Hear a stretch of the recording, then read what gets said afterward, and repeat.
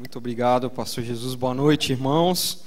Tem sido uma bênção, uma alegria estar aqui esse final de semana, sendo muito bem tratado ali pelo Toninho e pela Selma. Hoje até dei uma descansadinha boa ali à tarde. E um prazer conhecer a igreja, conhecer os irmãos, poder compartilhar um pouco aquilo que o Senhor tem posto no nosso coração aqui com vocês. Ajeitar aqui, tá bom. Igreja cheia, não é? Ali fora também dei um pulo lá fora para olhar, para ver o pessoal da tenda. Que o Senhor nos abençoe nessa noite, falando ao nosso coração, segundo as necessidades que Ele entende que nós temos, Ele conhece. O Senhor nos conhece individualmente, não é? Então nós podemos contar com o Espírito Santo para ministrar segundo a necessidade de cada um de nós, necessidade pessoal de cada um de nós. Sempre gosto de repetir que o Espírito Santo ministra com o nosso espírito, diz a palavra, sem a necessidade de intermediários. Então nós estamos aqui para compartilhar algo da palavra de Deus, mas quem vai ministrar os corações dos irmãos, ao meu coração, é o Espírito Santo de Deus, que conhece as nossas necessidades, sabe como estamos nesse dia, nessa noite, nesses dias, nesse período da nossa vida, sabe das nossas dúvidas, nossas crises, nossas revoltas, nossos desafios. Ele nos conhece, e o Espírito Santo de Deus há de ministrar a cada coração agora, segundo a necessidade de cada um de nós. Amém? Nós vamos ler um texto da palavra de Deus, lá no Antigo Testamento, no livro dos Juízes. Juízes, no capítulo 6. E vamos olhar um pouco para um dos personagens desse período da história de Israel, o período dos juízes. Lembrando que os personagens bíblicos, eles são tipos de nós mesmos, eles são arquetípicos, eles nos representam de alguma maneira. Sempre que nós olhamos para os personagens bíblicos, a pergunta que deve estar por trás é: de que forma esse personagem me representa? Como eu me pareço com ele? Como eu posso me identificar com ele de alguma maneira?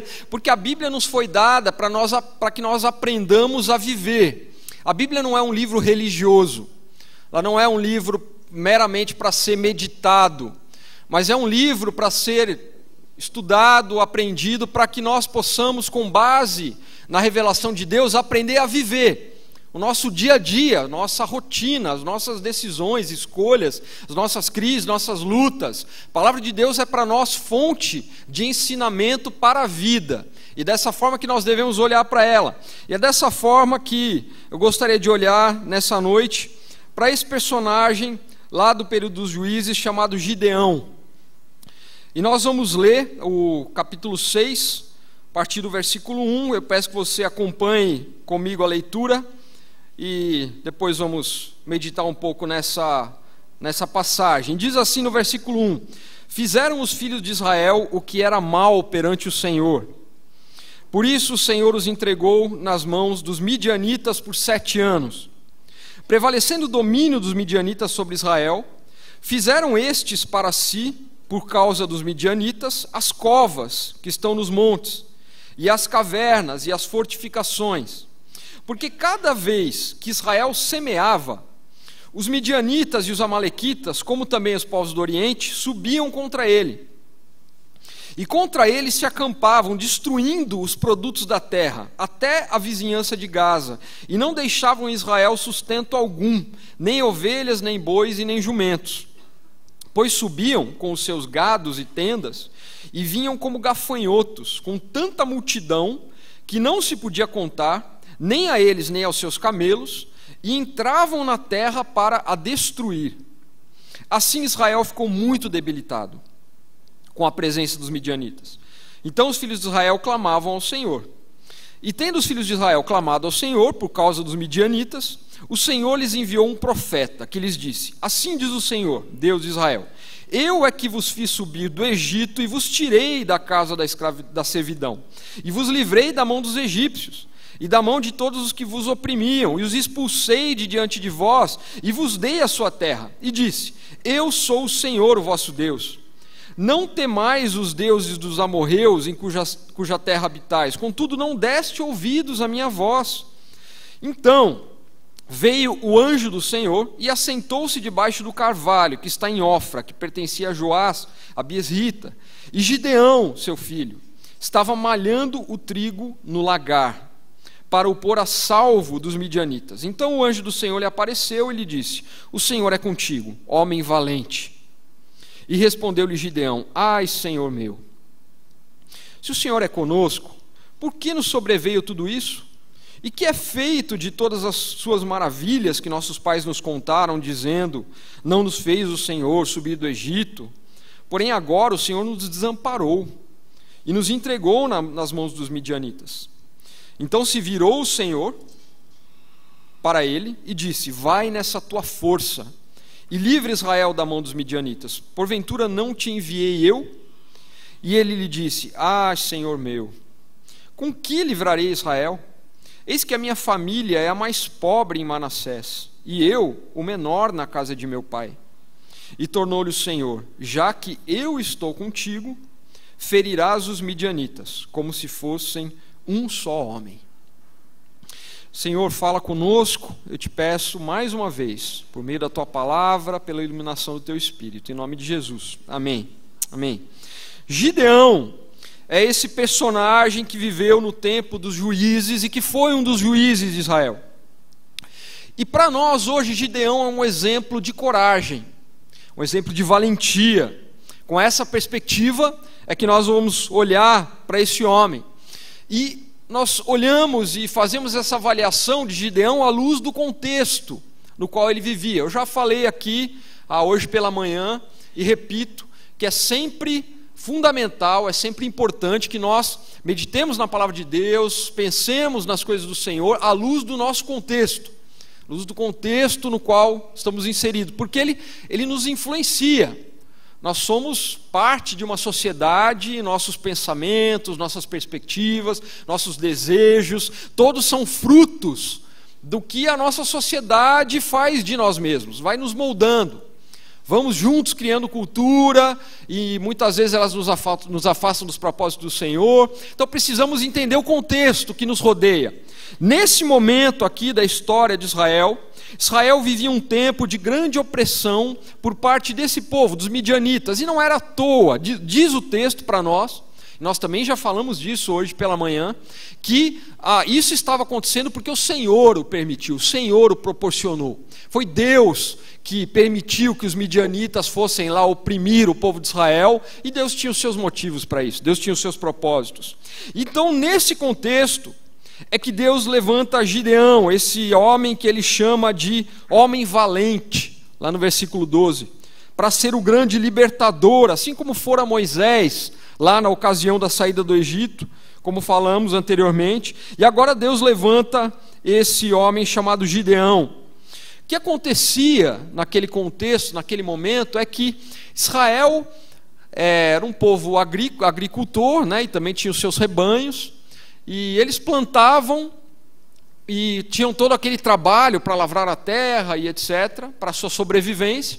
E então vinham os midianitas e também aqueles outros povos que são citados, como uma grande multidão, como gafanhotos, com os seus camelos, e eles iam destruindo tudo que Israel havia plantado. Tudo que Israel havia semeado, todo o seu trabalho era destruído por aquele povo que vinha para lhes oprimir. E isso acontecia repetidas vezes, até que vocês sabem, vai chegando um momento em que a gente vai se cansando, porque parece que a gente trabalha, se esforça e aquilo não dá em nada, a gente não alcança nada de substancial, parece que está o tempo todo trabalhando e a coisa não rende, não funciona, não vira nada. E Israel vai se acuando, vai se cansando daquela situação, e eles começam a fazer para si edificações, esconderijos nas rochas, nas cavernas, lá nas montanhas, porque daí eles já não estavam mais dispostos assim a enfrentar os midianitas, até porque eles nem podiam, eles nem tinham capacidade de enfrentar os midianitas, então eles se escondiam. Quando os midianitas vinham, eles largavam para lá a plantação, o seu trabalho, e eles iam se esconder lá nas cavernas, lá nas rochas, lá nas montanhas, e ficavam escondidos até os midianitas irem embora. E no momento em que Deus encontra esse homem, Gideão, ele está exatamente escondido. Porque diz o texto para nós que nós lemos aqui que Gideão estava malhando o trigo no lagar. O lagar era aquele tanque aonde se pisava a uva, né, aonde se fazia o vinho.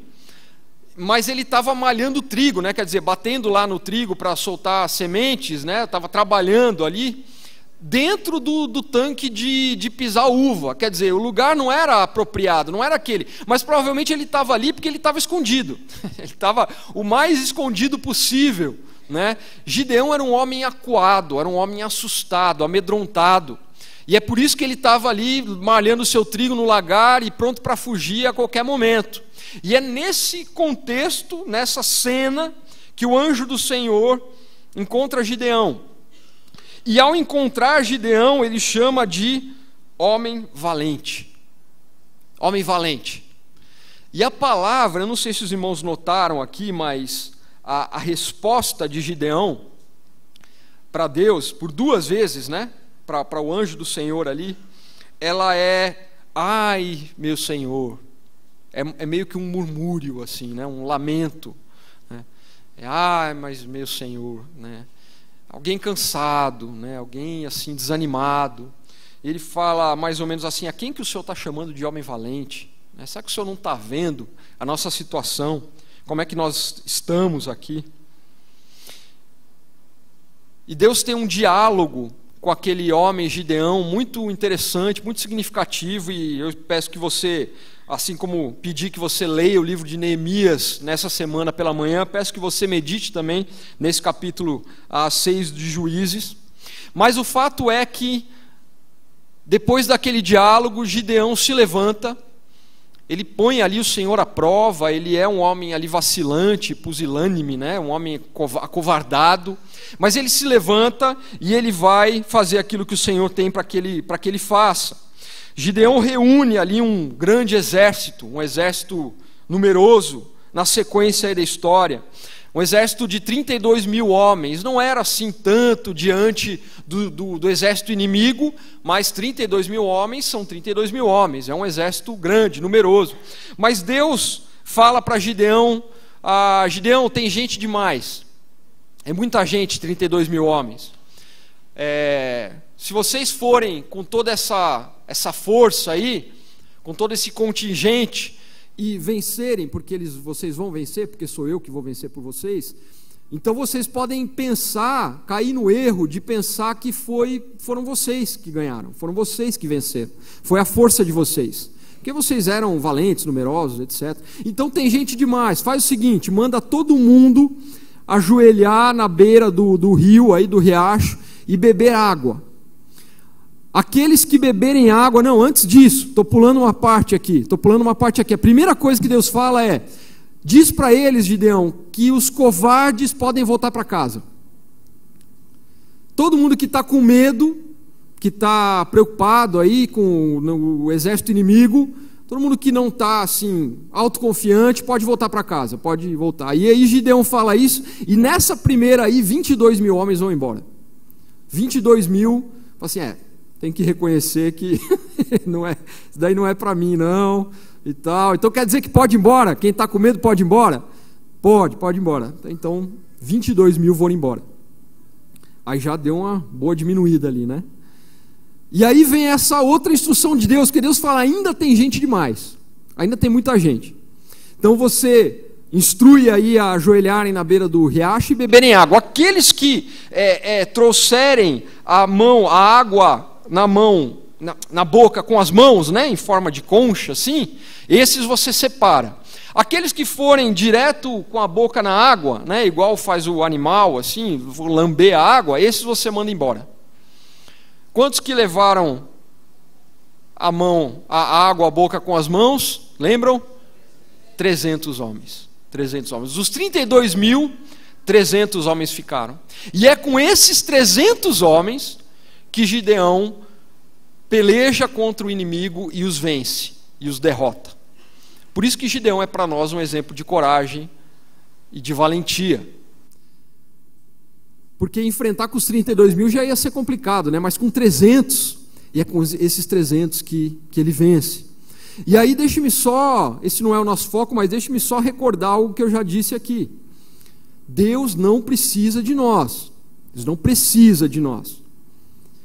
Porque senão, os 32 mil ali talvez fosse pouco, e daí estaria lá um desespero tentando recrutar mais gente, porque Deus precisa da gente, porque se a gente não for aí forte, poderoso, se esforçar e etc, pode ser que não dê certo. Ia dar certo, já estava planejado, já estava garantido, Deus ia vencer os midianitas naquele momento. A lição estava dada, o plano estava estabelecido, vai funcionar. Irmão, vocês viram aqui as estatísticas passando, né, antes do culto, aquelas que nós mostramos de manhã. O desafio é grande, mas vai funcionar, vai dar certo. O Evangelho do Senhor Jesus vai atingir os confins da terra. A glória do Senhor vai cobrir toda a terra. Diante do grande trono, do trono do Cordeiro, a multidão vai estar lá, nós vamos estar juntos lá adorando a vitória do Cordeiro, celebrando a vitória do Cordeiro, porque ele vai vencer, ele já venceu, vai funcionar. A questão não é se vai dar certo ou não, que a gente tem que ver se a gente vai se esforçar mais, se a gente vai aí abrir mais os bolsos aí para dar mais oferta, se a gente vai mandar mais missionários ou mesmo para dar certo ou para não dar certo. Vai dar certo, vai funcionar, está garantido. A questão é, eu e você, minha irmã, meu irmão, a gente quer estar entre os 22 mil ou entre os 300? Essa é a grande pergunta. Entre os 32 mil menos 300, né? Tem que fazer aí 29.700, né? Não, 31 mil. Ih, gente, 31.700. Matemática não é o forte, né? A questão é essa. Essa é a questão. Porque esse exército aí sempre é pequeno.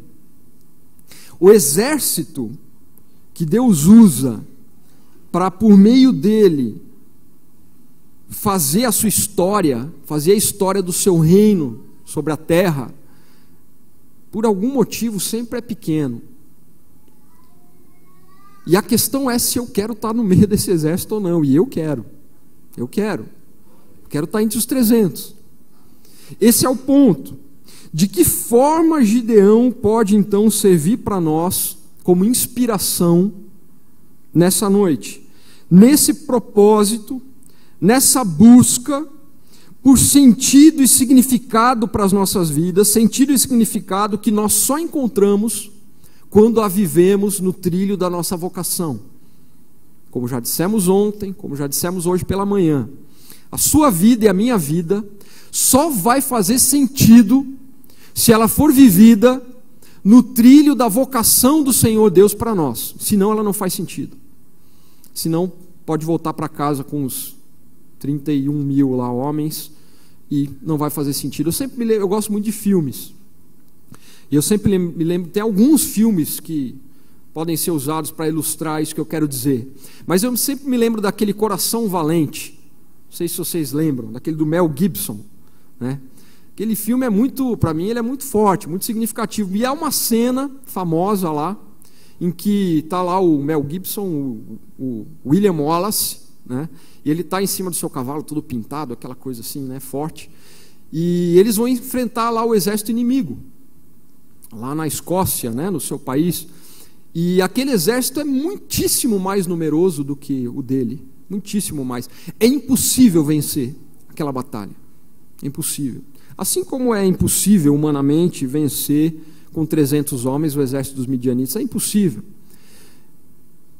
Eu estou num momento da minha vida lidando com um novo desafio na visão mundial, né, como foi dito aqui, que é um desafio impossível. Eu falo para a minha equipe lá, eu falo, gente, é o seguinte, o que a gente tem para fazer é impossível, não tem jeito. É meio impossível. Mas é isso que é bom, né? É isso que motiva a gente. Eu estava ali na CEPAL, estava tudo assim, já estava tudo meio fácil, né? Meio tranquilo. E aí a gente vai para uma tarefa impossível, porque na tarefa impossível você precisa de Deus. É aquilo que a gente falou aqui hoje de manhã, né?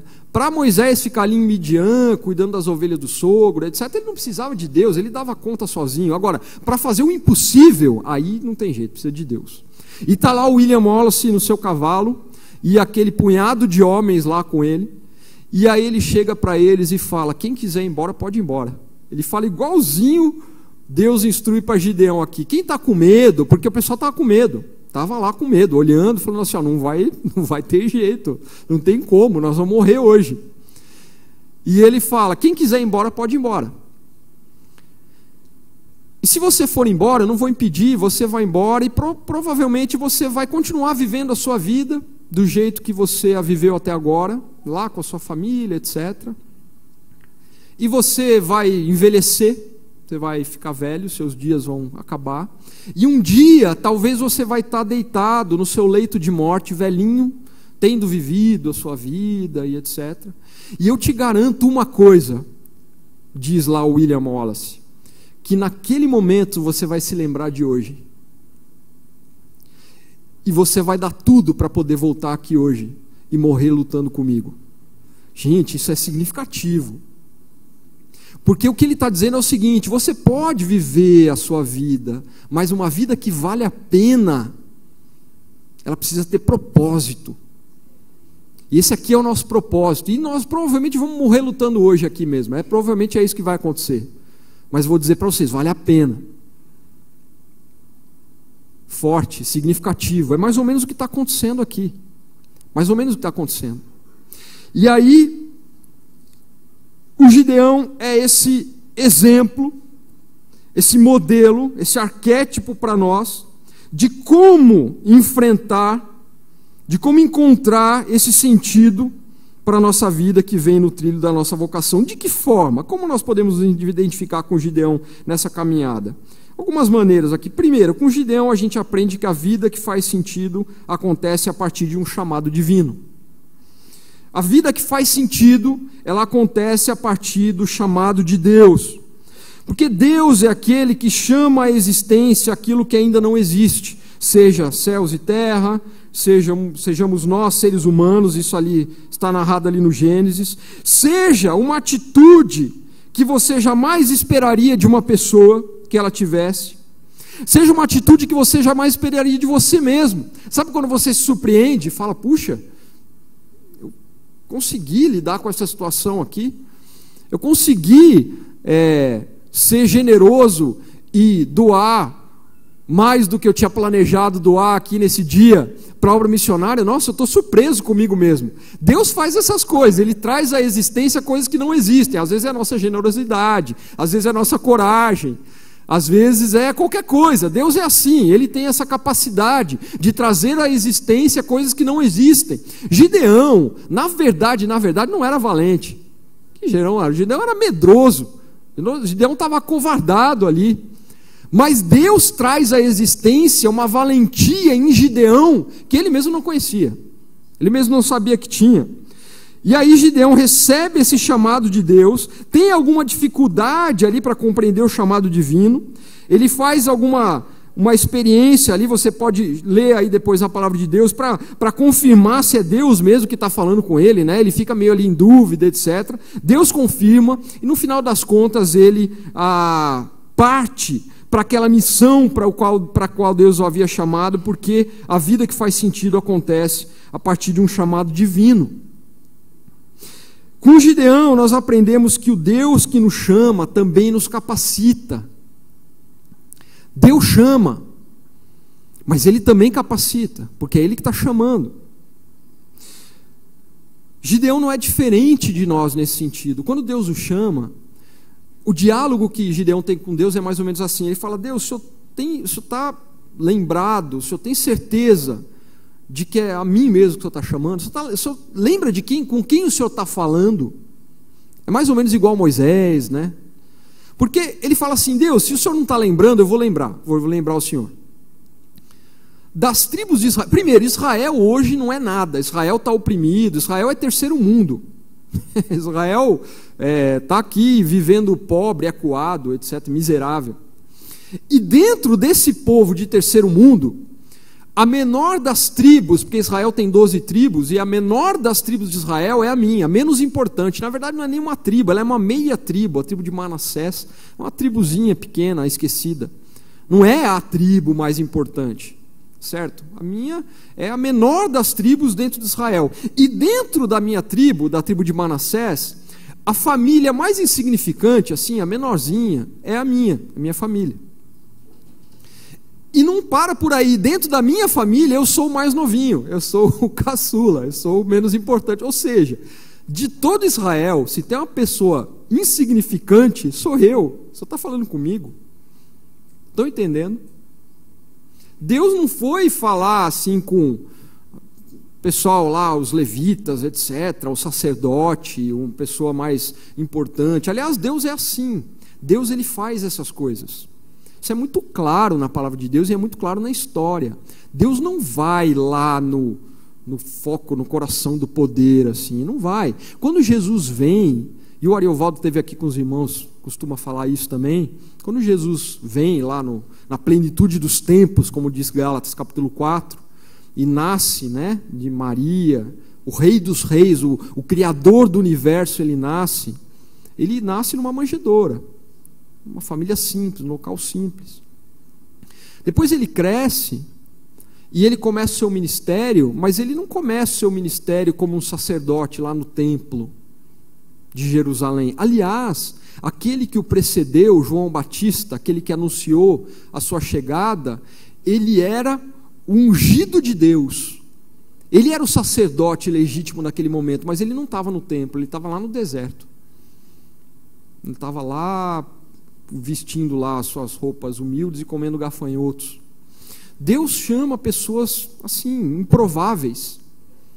Deus não chama aqueles que a gente pensa assim, fulano esse é o cara certo, capacitado, inteligente, tem aí a formação. Aí Deus vai lá e chama o improvável, chama o Gideão.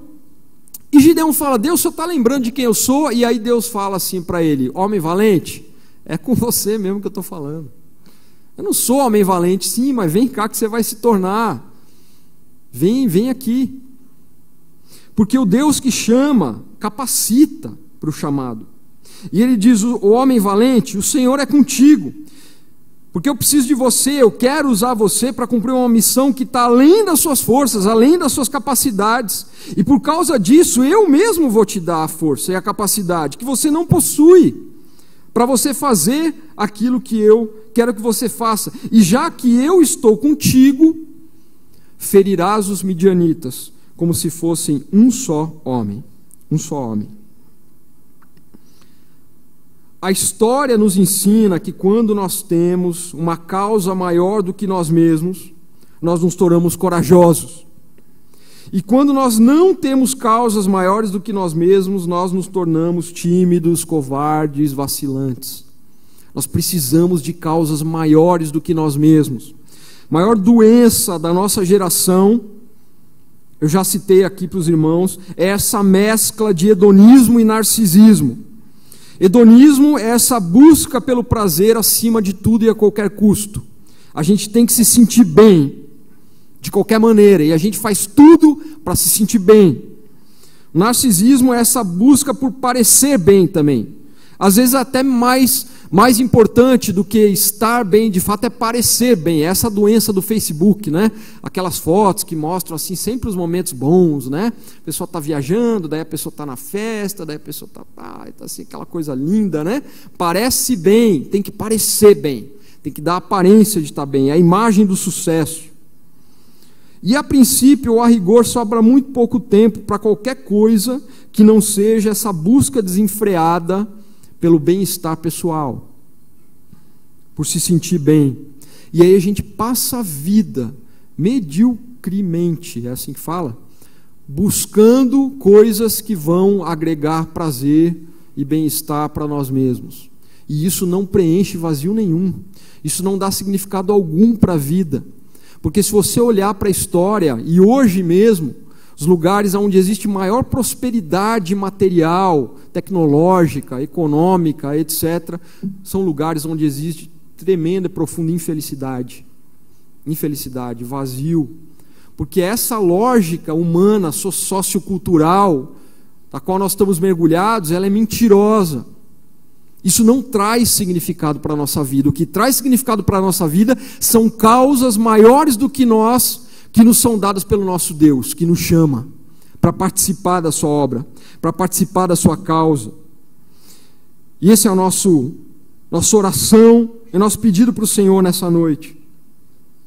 Que nós não gastemos a maior parte da nossa vida concentrada no nosso próprio quintal, que é o que Gideão estava fazendo. Gideão, o mundo de Gideão naquele momento se resumia ao seu quintal. Cuidar do seu trigo para providenciar o pão daquele dia, isso, e ponto final. Tudo que Gideão se preocupava estava ali no seu quintal. E que nós não gastemos a maior parte da nossa vida e da nossa energia sonhando e trabalhando para acumular mais do que nos é possível gastar, que é o que nós fazemos. Todas as vezes que eu oro com os meus filhos, todas as vezes, tem algumas frases que elas são padrão, né, nas orações, é agradecendo o Senhor porque Ele nos dá muito mais do que nós precisamos. Nós precisamos ter consciência disso.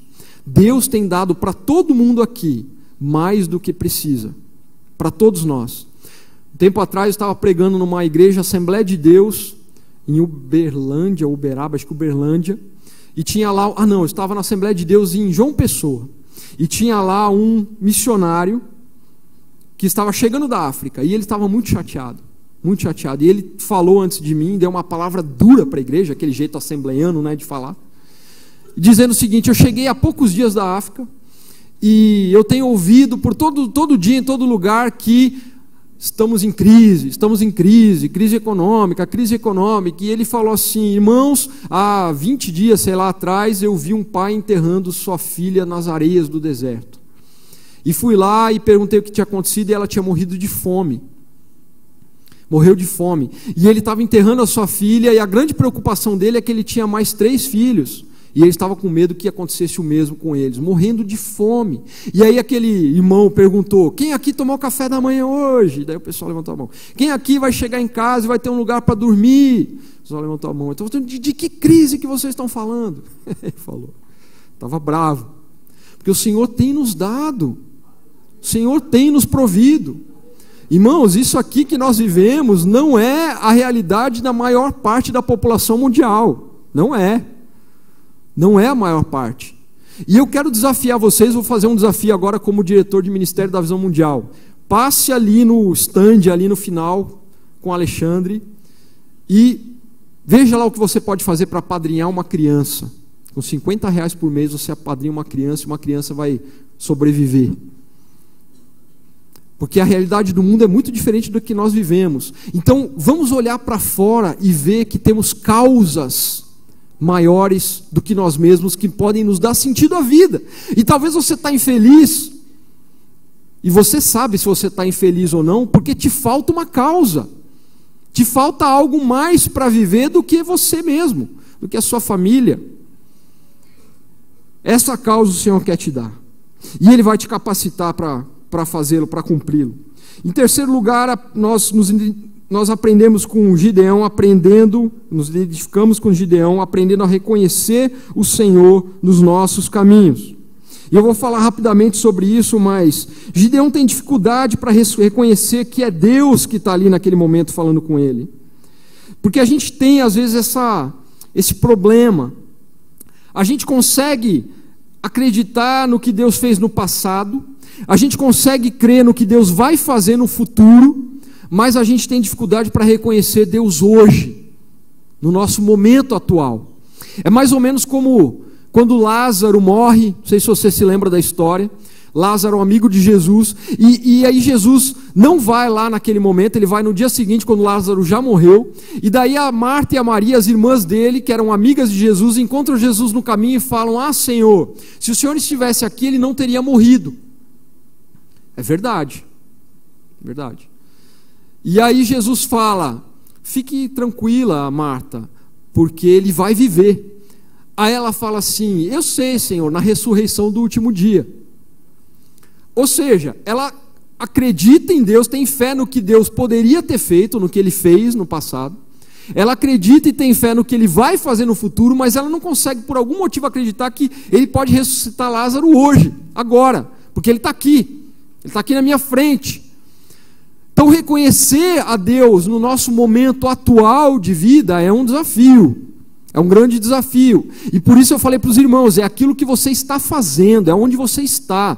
Não necessariamente espere que Deus vai te trazer um desafio assim, que você nunca ouviu falar, algo longe, algo distante. Pode ser, eu espero até que seja, mas talvez não seja. Talvez seja você olhar com outros olhos para o que você está fazendo e sobre a palavra de Jesus lançar as redes, que você já lança todos os dias. É algo que está na sua frente, diante de você. Eu citei aqui Susan Wesley. Eu gosto de falar de Susan Wesley, porque Susan Wesley, mãe de John Wesley, o fundador do metodismo, ela não foi missionária, não foi pastora, não foi profissional de nada. Ela foi mãe. Foi isso que ela foi. Ela foi mãe de 19 filhos, mas foi mãe. Tá certo? E que mulher! Procure a biografia dela, procura na internet mesmo, você encontra algumas coisas. Susan Wesley, olha o que essa mulher fez, porque ela tinha um marido que era pastor e que era meio banana, assim, era mais problemático do que ajudava, mais atrapalhava do que ajudava, e ela tinha que assumir ali sozinha. Não sei se tem outros por aí assim nesse caso, essa situação, mas ali no caso era ela que tinha que pegar firme, e ela educou aqueles filhos. Ela ensinou-os do caminho do Senhor. Ela tinha um tempo diário, individual, com cada um deles, para ouvi-los. Ela formou o caráter daqueles meninos. Ela alfabetizou os meninos, todos eles.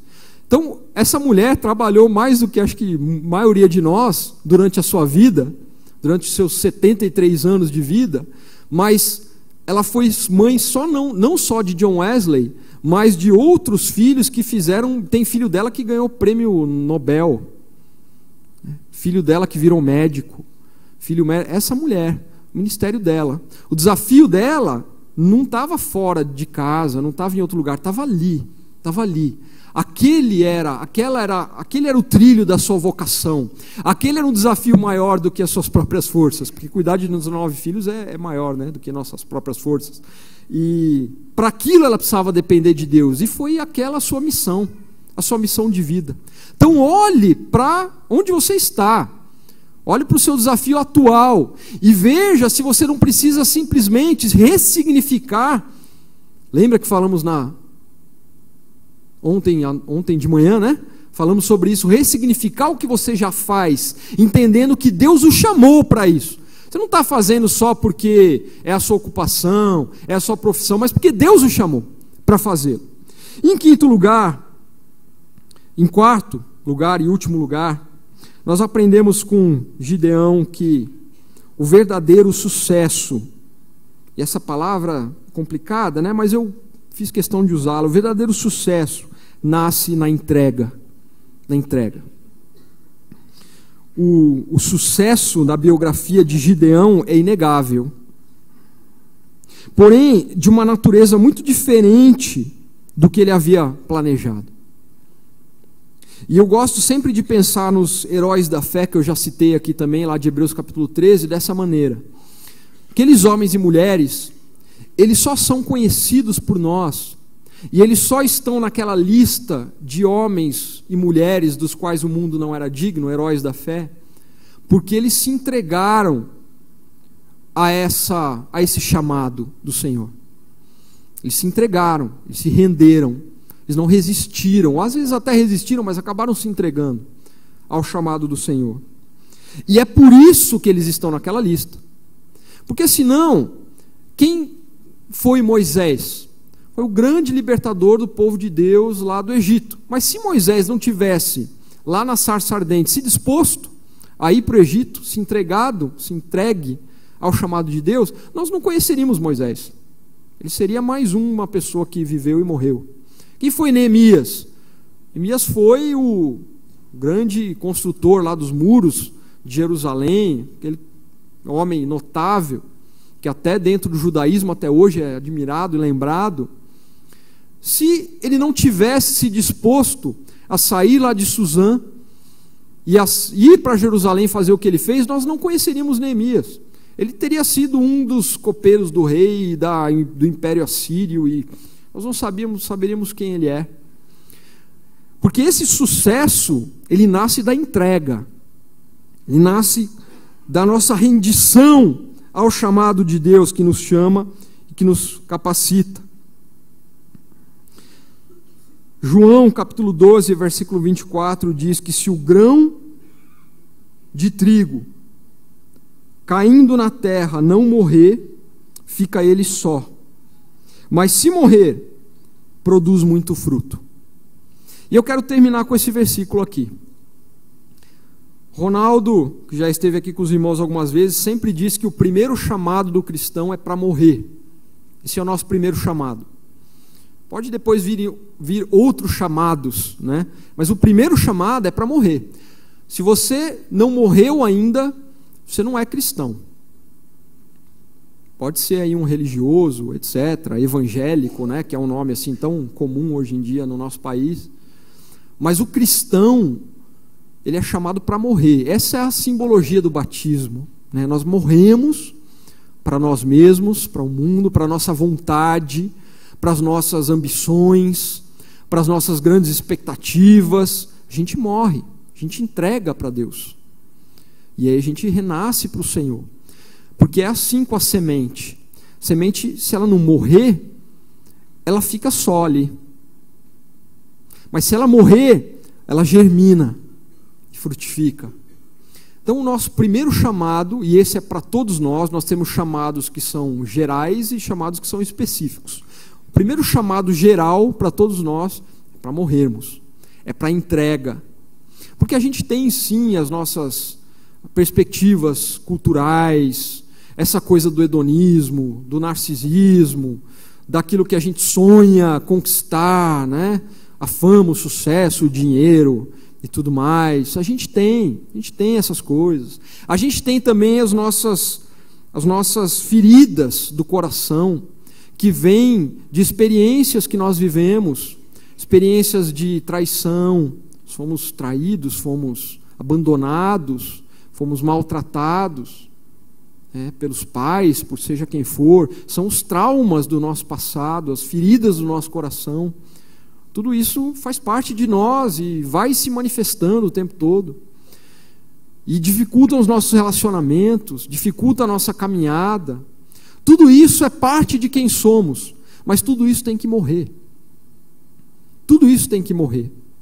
Porque quando a gente chega diante do Senhor, nessa postura de entrega, a gente tem que estar pronto para receber e para ouvir do Senhor o que Ele tem para dizer e o que Ele tem para falar. E se não combina, como frequentemente não combina com algo que já está em nós, a gente mata o que está em nós. Essa é uma palavra dura, porque essa é uma palavra que vai contra o senso comum dos nossos dias. Esses dias minha filha de 15 anos trocando o WhatsApp comigo lá na escola, ela falou: pai, eu estou ajudando aqui uma amiga que está com uma dificuldade, etc e tal. E aí contou lá o que era. Eu falei: o que você falou para ela, filha? Ela falou assim: eu falei para ela, segue o seu coração. Para uma menina de 15 anos é um conselho assim, bem, né? Um bom conselho. Segue o seu coração. É o que a gente ouve, né? Cuida de você. Você tem que cuidar primeiro de você. Segue o seu coração, né? Eu estava conversando com um amigo e a gente falando sobre psicologia, né?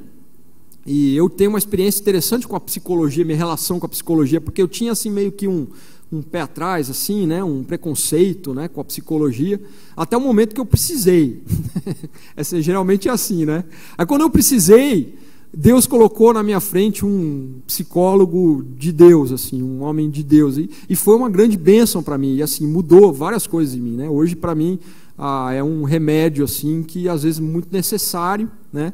Assim como outros remédios são, e mudou a minha relação. Mas esse amigo estava dizendo, um amigo pastor, ele estava dizendo: o meu problema com a psicologia é o seguinte, que geralmente o propósito do psicólogo é fazer você se sentir bem com você mesmo.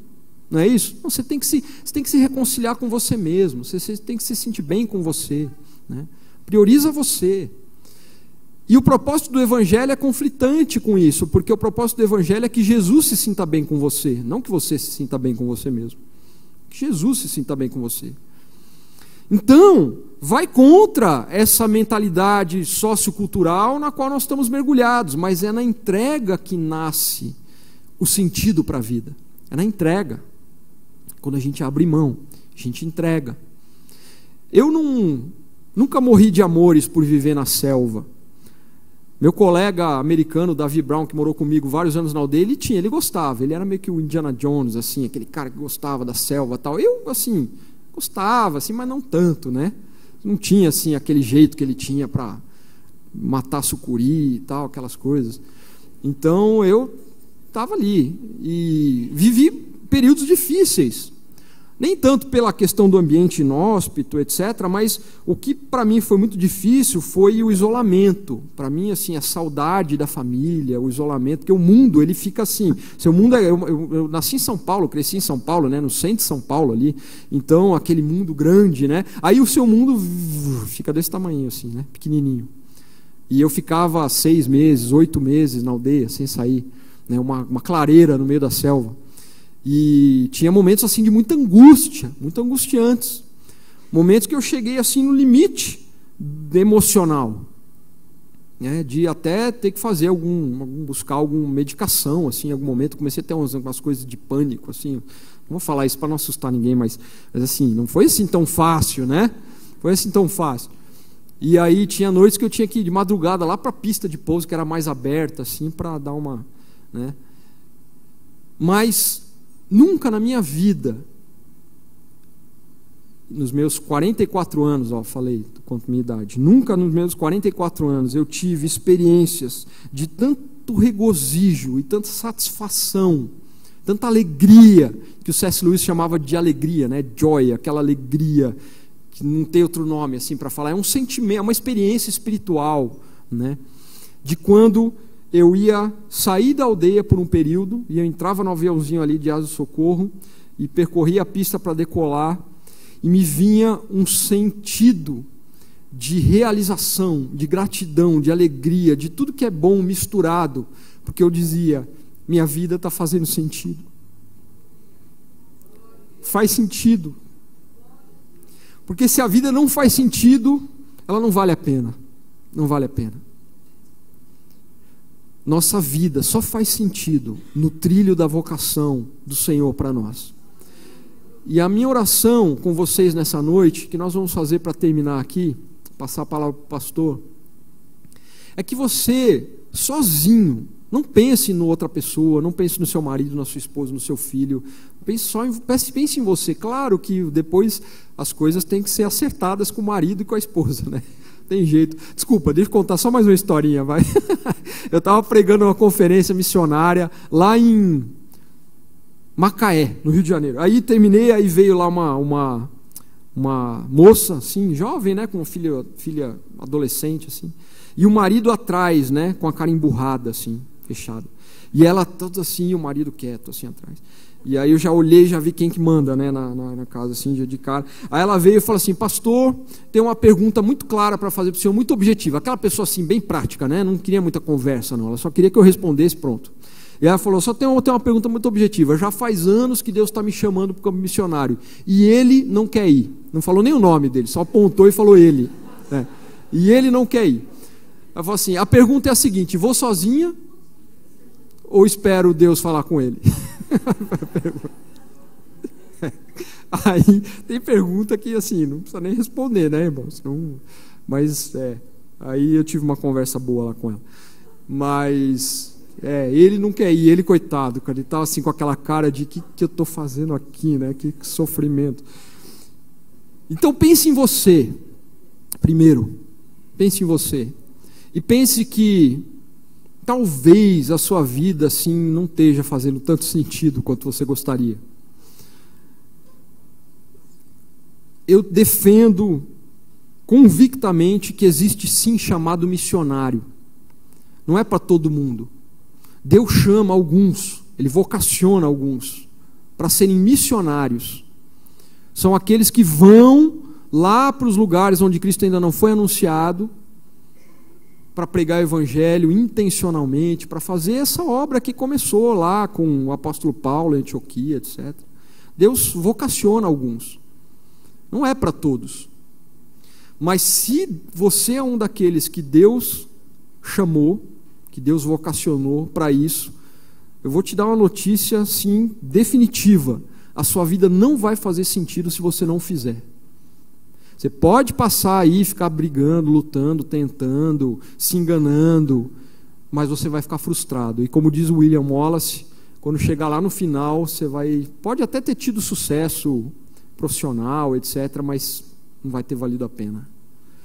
Não vai ter valido a pena. Então faz essa pergunta hoje. Faz essa pergunta para o Senhor. E outra boa notícia que eu quero dar é que há muitos irmãos que chegam já na terceira fase da vida, né? E dizem, mas já passou, já não fui, não fiz, não obedeci. E eu quero dizer para você que há uma força missionária crescente no Brasil de irmãos nessa fase da vida. Que, aliás, eu, como líder de missões, gosto muito mais de trabalhar do que a molecada. Eu digo para vocês. Porque é o pessoal que amadureceu, entendeu? Já passou lá pelas suas questões, etc. Tem outras dificuldades, às vezes é mais difícil aprender uma língua, etc. Mas assim, tem muito para dar ainda, muito para servir o Senhor. Muito. Né? Graças a Deus nós vivemos dias em que a perspectiva de vida, a expectativa de vida aumentou demais. Então não pense que já passou, enquanto você está vivo, dá para servir o Senhor. Até o último respiro, dá para servir o Senhor. Dá para retomar o trilho da vocação, dá para fazer. Então, é para todo mundo. Pergunte para o Senhor. Coloque seu coração diante de Deus e diga: Deus, o que é que o Senhor quer de mim? É ressignificar o que eu já faço? É que eu me empenhe mais entendendo que o que eu faço eu tenho que fazer para o Senhor? Foi o Senhor que me chamou para ser professor, para ser motorista, para ser o que eu sou. Foi o Senhor que me chamou para fazer isso. E eu vou fazer para o Senhor. Ou não, ou é para largar as redes, é para deixar o barco na praia. Pergunte para o Senhor. Senhor Deus, o Senhor está entre nós, como em todo o tempo está, e o Teu Espírito Santo está no nosso meio, e eu quero pedir, Pai, em nome de Jesus, humilhado na Tua presença, Pai, porque eu não tenho nenhuma condição, nenhum dom especial, nenhuma unção diferente para estar aqui nesse púlpito, para estar aqui à frente falando. Sou mero instrumento nas mãos do Senhor. O Senhor sabe, Pai, das minhas imperfeições, das minhas falhas, da minha história. O Senhor sabe tudo, está tudo latente diante do Senhor. Mas todos nós aqui estamos debaixo da Tua unção, da unção do Senhor Jesus. E juntos, Pai, queremos clamar ao Senhor que o Senhor fale conosco. Pai, fala com os meus irmãos, meu irmão, minha irmã, que está aqui clamando ao Senhor nessa noite, pedindo por um sentido mais claro na sua vida, por significado na sua história, na sua existência. Senhor, que o Senhor fale a esse coração, que o Senhor traga, Pai, seja paz e tranquilidade, seja inquietação, seja falta de tranquilidade. Se o Senhor quer trazer crise e instabilidade, traz, Pai, crise e instabilidade nas nossas vidas, porque talvez seja necessário nós entendemos, para que o Senhor fale conosco, para que o Senhor nos faça ver. Mas, Pai, que nós tenhamos clareza para podermos nos entregar. Essa oração eu faço por mim também, mais uma vez. Me diz, Pai, o que fazer. Me mostra, confirma os meus passos. Senhor, se há algo que eu não estou enxergando, se há algo novo que o Senhor quer revelar, fala, Pai, ao meu coração, da minha família, e também aos meus irmãos aqui, a essa igreja. Deus, em nome de Jesus, que o Senhor mantenha o foco dessa igreja na obra missionária, na obra do Senhor, na proclamação do Evangelho, que o Senhor a faça prosperar, Pai. Pai, faz essa igreja prosperar, para que ela possa Te servir mais e mais, segundo os Teus propósitos, em nome de Jesus. Amém. Amém.